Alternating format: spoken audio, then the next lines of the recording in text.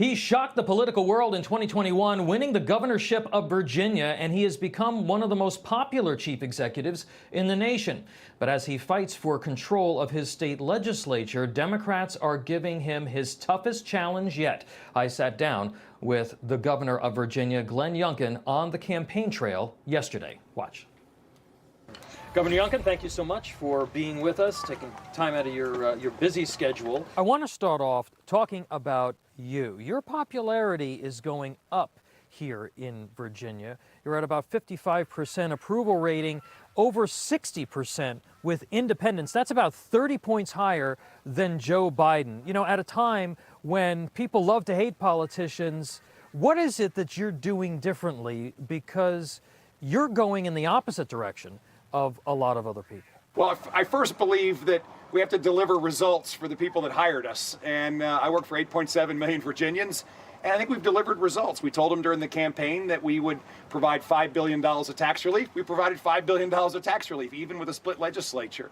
I told everybody that I would back the blue and we would work to build the ranks of law enforcement. And so we passed $400 million of incremental salaries and training and equipment funding. And guess what? We're swelling the ranks back up in law enforcement.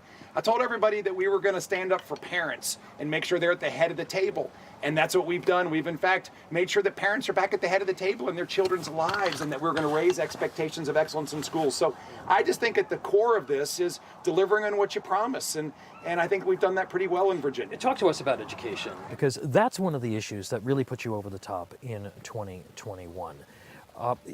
Your reform plan is being fought by some of the biggest school districts in the state. Talk to us about that fight and how much progress you believe you've made in trying to put parents back in the driver's seat.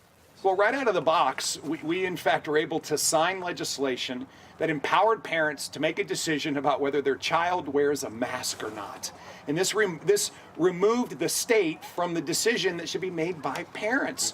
We were also able to pass legislation that if a family sees sexually explicit material in their child's curriculum, they can have it removed and replaced. Again, empowering parents. We've raised expectations of excellence. We've had a complete overhaul of our history curriculum. And most importantly, we've provided choice within our public school system. And this is so important. Listen, just this past week, I'm again really frustrated with what's going on in Loudoun County. Same Loudoun County that in fact had a sexual assault of 2 different young women by the same perpetrator and tried to cover it up, that resulted in the indictment and ultimate termination of the superintendent. This week, they of course withhold informing parents that there's been 9 fentanyl overdoses in one school.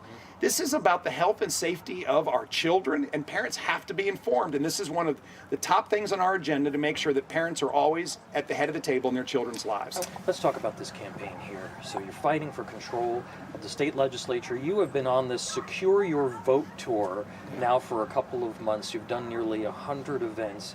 It's a pretty rare thing for a governor who's not on the ballot to really lean into this many state legislative races. I think the number is 17 that are competitive, which is an enormous amount.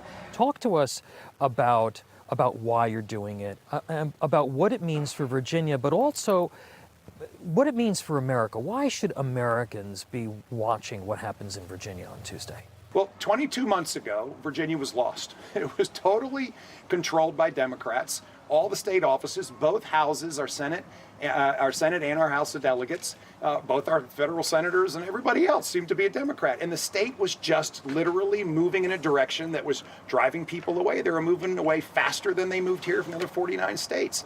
And so we brought a whole different approach. Common sense, conservative policies and governance that works. And now's our chance to take our track record, a track record that I think has put Virginia back up at the top of the pack from being near the bottom, to the voters. And I want us to win. I want us to hold our House and flip our Senate. And let's just remember, Virginia is purple in lots of places, and yet we're seeing even the independents say, no, we like common sense conservative policies. We like what's happening. And so we just decided that we were going to hold nothing back. The rules are the rules. The ones that I had when I came in had this long early voting season. And I just thought, well, there's no reason why we should leave votes on the sidelines. Let's get people out to vote and let's win this. And let's demonstrate to the nation that common sense conservative policies and leadership can win, and we can flip a state that was going the wrong direction and have it go the right direction. You really have focused on the early voting. Has that been a blind spot for the GOP nationally over the last several cycles, do you think? Well, I think when the rules have been given to you like they were to me, and there's 45 days of early voting, and you see that there were 500,000 people who voted for me and our great Lieutenant Governor Winsome Sears and our great Attorney General Jason Miyares that did not show up in the congressional midterms, we've got a problem. And so the Democrats have been way out in front of this, and so we just went to work to sign up for absentee ballots and get people to come out and vote early. And it has moved the needle. It's been amazing to see where we are today, particularly in these battleground districts, versus where we were last year or even the year before where we pushed early voting. This can work. We've got to get people off the sidelines and to the ballots. And when Republicans vote, Republicans win.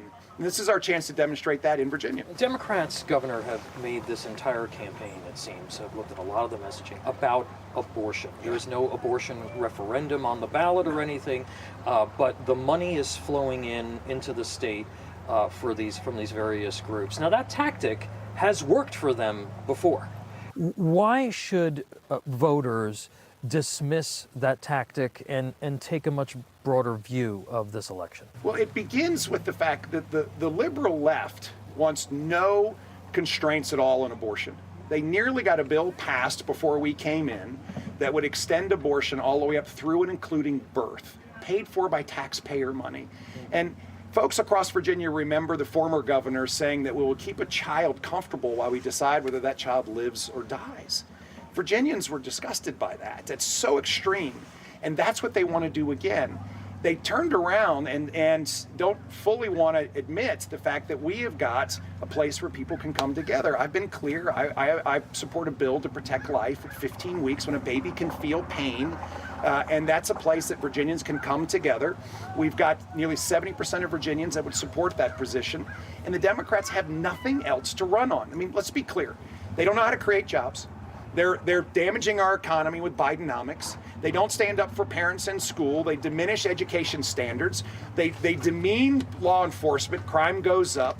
They waste money. They haven't done anything for behavioral health. This is a group of folks that the Democrats have no agenda. They have no plan. All they can do is try to sell fear. We're the party of hope.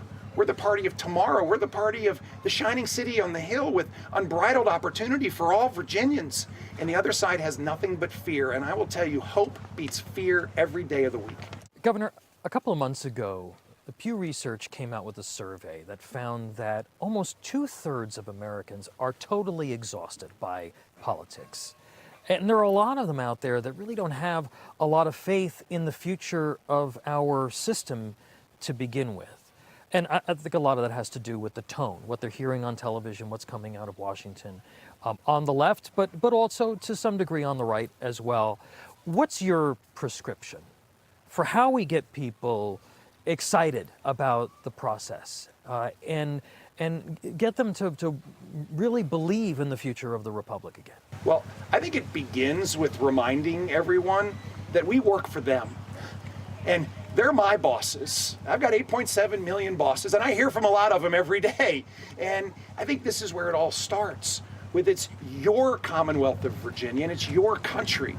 And you hired me to go to work for you. And then we have to begin to paint a picture of the future that in fact delivers for those that hired us. And this is a Virginia with unbridled opportunities, with job growth, with school systems that educate our children on how to think as opposed to what to think, that stands up for safe communities and recognizes that when people break the law, they're going to go to jail and serve time. This is such a fundamental basis of the future. And when we can come together and have confidence that we can get there, then I've seen huge engagement across Virginia and people excited to be here. I was just at a rally and I have so many people come up to me and say, I'm so excited to be in Virginia. Thank you. I believe that is part of not just the Commonwealth, but our country. It's the most amazing country that's ever existed. It's the greatest country on the planet. And we should be so proud about tomorrow, but we have to have confidence that tomorrow is going to be better than yesterday. And I firmly believe that it will be, but we have to drive forward with common sense, conservative policies and leadership that unlock the opportunity and unlock the potential. That's what it's about. I am so excited about everyone I'm meeting across the Commonwealth of Virginia because they're excited about Virginia, and I think that's what it's all about. All right, Governor Youngkin, thank you so much. Thank you. Appreciate Great to it. see you.